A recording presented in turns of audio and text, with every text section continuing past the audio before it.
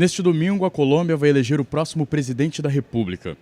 Os temas principais que têm ganhado destaque por lá e têm preocupado os colombianos são a crise na Venezuela e o posicionamento do governo em relação ao tratado de paz feito com as Farc.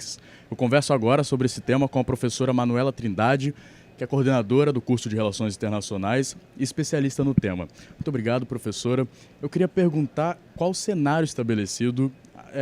para as eleições de domingo. Bom, a gente tem dois candidatos à frente aí das pesquisas, né? O Duque, que é um aliado conhecido já do senador Álvaro Uribe. O Uribe, que por sua vez é uma figura bastante presente na política da Colômbia. Enfim, principalmente no contexto do plebiscito sobre o acordo de paz, né, se seria ou não internalizado, né, no regime legislativo da Colômbia o que foi acordado em Havana. O Uribe foi um dos porta-vozes, né, da posição pelo não, né, ou seja, pela rejeição do acordo de paz, principalmente sob o argumento de que não deveria, o governo não deveria, a sociedade colombiana não poderiam aceitar uma posição leniente com relação àqueles que, segundo ele, né, perpetraram o terror por tantos anos na Colômbia, né? Então, nesse sentido, eu acho que o fato de Duque estar com uma certa margem de vantagem em relação ao segundo candidato, o Petro, né, está nas pesquisas sobre intenção de voto, né, indica aí que esse pode ser um momento bastante decisivo, eu diria, sobre o futuro do acordo de paz na Colômbia, uma vez que tanto partes, né, do exército colombiano resistem já a alguns dos termos e processos que foram empreendidos pelo presidente Juan Manuel Santos, e aí a gente tem a possibilidade de que isso se retome, né, via um conflito, uma abordagem mais de confronto por parte do governo nacional da Colômbia em direção às Farc. E a gente tem também, é importante dizer, o Petro, que é um candidato ex-guerrilheiro, mas que é importante também dizer que ele passou por um processo de desmobilização num período em que o conflito armado colombiano significava outras coisas e tinha outras coisas em jogo, né, ali. Fato que, quando se trata de um país que viveu 5 décadas de conflito, a gente também está falando sobre diversas mutações históricas desse conflito, e nesse sentido não é necessário que a gente leia,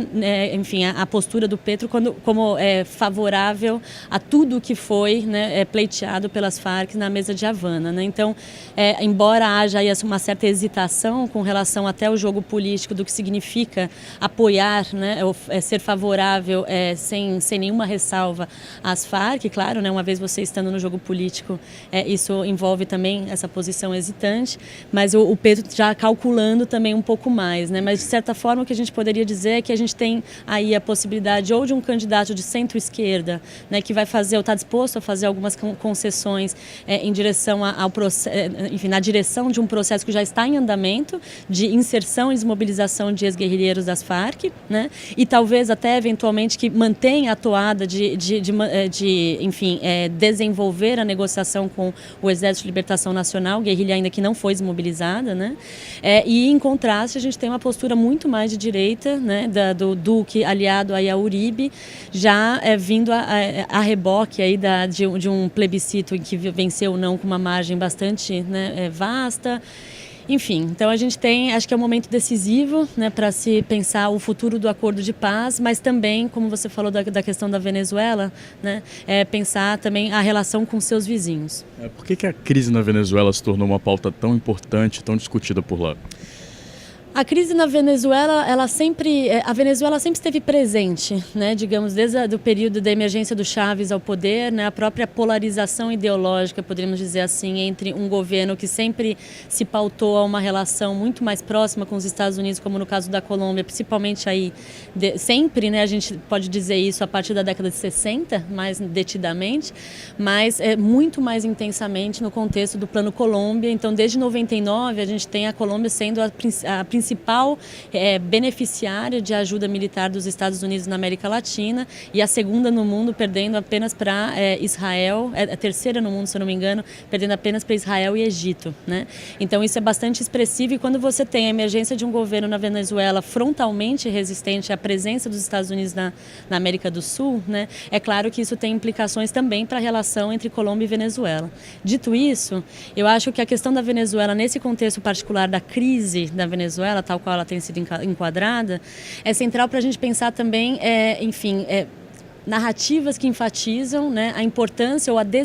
o efeito desestabilizador de mercados clandestinos na fronteira que envolve Venezuela e Colômbia, né? Então, sejam tráficos de mercadorias, mais precisamente dizendo, não tanto de drogas, a gente está falando aqui, mas mais recentemente, inclusive, algumas narrativas que avançam essa possibilidade de que a Venezuela esteja operando como um canal de escoamento de drogas frente a uma pressão maior, né, ao tráfico de drogas na Colômbia, suposta, né?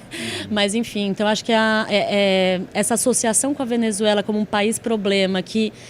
exporta refugiados, né, por conta de sua crise à Colômbia, né, então aumentando índices de desemprego, principalmente nas regiões mais fronteiriças, né, com a Venezuela, mas também como esse país que expressa, né, essa ideia de uma instabilidade que pode ser exportada, né, via tráfico de mercadorias clandestinas aí para a Colômbia. Então, ela é um problema nesse sentido e, inclusive, como a tônica de todos os candidatos tem sido invariavelmente, né, mudança em relação ao governo do Juan Manuel Santos, né, a questão com a Venezuela ela adquire esses contornos também. Então, aí acusando o presidente Juan Manuel Santos, isso tanto o Petro como outros candidatos, incluindo o Duque também, mas de que o Santos ele tem uma postura muito permissiva com relação à situação toda de crise. Seria necessário, portanto, uma linha mais dura em relação à crise na Venezuela. E os colombianos, aparentemente, pelo menos, em relação ao índice de aprovação em relação ao Juan Manuel Santos, eles estão felizes com o que tem sido feito em relação às Farc? Olha, esse é um assunto extremamente contencioso e aí, assim, até não mencionei isso na primeira pergunta que você fez, mas é importante lembrar que o voto na Colômbia, ele não é obrigatório, né? E isso faz com que, por exemplo, você tenha não só no plebiscito, mas historicamente nas eleições, um índice médio, aí quando bem sucedido, um índice de comparecimento de 40%. Então é muito difícil a gente capturar aí qual que é a posição do colombiano ou da colombiana média, né, com relação a esse acordo de paz. O que você tem sim, é claro, né, a concentração de uma percepção muito mais resistente a o que é entendido como uma certa flexibilidade ou uma certa benevolência em relação às Farc para apresentar resultados, digamos assim, né, de justiça de transição. Então, assim, que algumas concessões que não deveriam ter sido feitas foram feitas porque o Juan Manuel Santos precisava do acordo de Havana para se justificar politicamente, né, senão teria sido toda uma empreitada falida, né? Então, existe uma resistência principalmente em regiões que sofreram mais proximamente com o conflito armado na Colômbia. Então, aí a gente está falando de regiões mais remotas dos grandes centros urbanos, né? Mas se destacaria também nos grandes centros urbanos, como Cali, Medellín e Bogotá. A gente poderia falar de Barranca Bermeja também, mas Cali, Medellín e Bogotá existe uma resistência porque se entende também que alguns problemas de droga que tiveram um efeito de espraiamento para os centros urbanos estão diretamente relacionados a isso que as cidades ou o setor privado, que é muito presente, por exemplo, em Bogotá, muito forte politicamente em Bogotá, no legislativo e executivo, né, que isso tenha sido entendido também como uma certa, como é que eu posso dizer, um endurecimento necessário com as Farc, com essa narco-guerrilha, para que se então combatesse a presença da droga como um aspecto degenerador da sociedade colombiana. Mas tudo isso eu te digo, assim, mais tentativamente, assim, não tenho como dizer como é que é a opinião da população colombiana, porque isso não é tão bem mapeado, por exemplo, no voto, né? Como eu te disse, que não é obrigatório. Muito obrigado. Leonardo Montel para a TV PUC Rio.